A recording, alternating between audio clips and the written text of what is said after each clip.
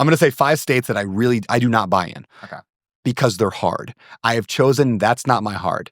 You got to pick a hard. I like certain things that are hard. Like I buy mobile home parks that are half empty and I try to fill them up. It's the hardest thing ever, but that's my hard. I just picked it. Politically, though, there are 5 states I don't want to buy in because I don't like that hard. And you can probably guess what they are. California, Oregon, Washington, New York, and Michigan. I don't like those, and probably not Illinois if I wanted to add a 6th one on there. Now, what's similar about all those states? They're all just really left-leaning states. Now, it's not a political thing. Seattle had a rule or a legislation going through a little while ago. It didn't pass for obvious reasons I'm about to say, but they wanted to make it so if you were a landlord, the tenant will get equity and ownership in your property. No. Yeah, they wanted to give tenants ownership and equity because they deserve it. Because they're living there, housing's a right, and so if you are a tenant, you get to own your landlord's property, and the longer you live there, the more that's ridiculous. That would ruin tenants. It would just ruin everybody. Like as a tenant, like, hey, we need $800,000 for a new roof. So, hey, Miss Johnson, I know you're just working at the grocery store, but we're gonna need you to cop up 40 grand out of your share. Like it would never work, right? Like this is silly. But it doesn't matter. It doesn't stop liberal governments from just being silly.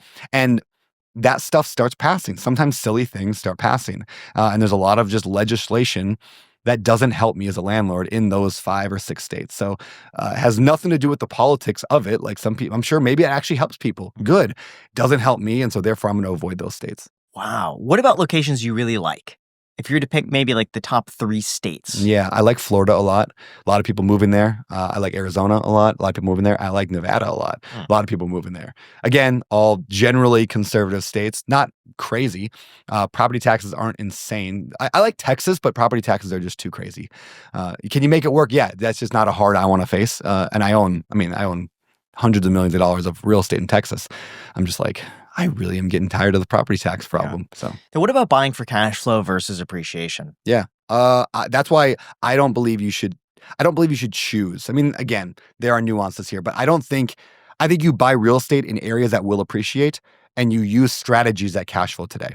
So for example, if I can't cash flow in Vegas, but I believe in Vegas appreciation, which I do, I think Vegas has a lot of things going for it. So I'm just going to buy in Vegas, but I'm going to utilize one of those strategies that will allow me to get cash flow today. So I might go to Vegas and find a duplex that would break even, but I'm going to, again, maybe it's a midterm rental on each side. Midterm rentals aren't governed by the short-term rental laws. And so I can get higher rent without having to violate short-term rental laws. Now I get cash flow and I get appreciation. So I don't think you should settle for one or the other.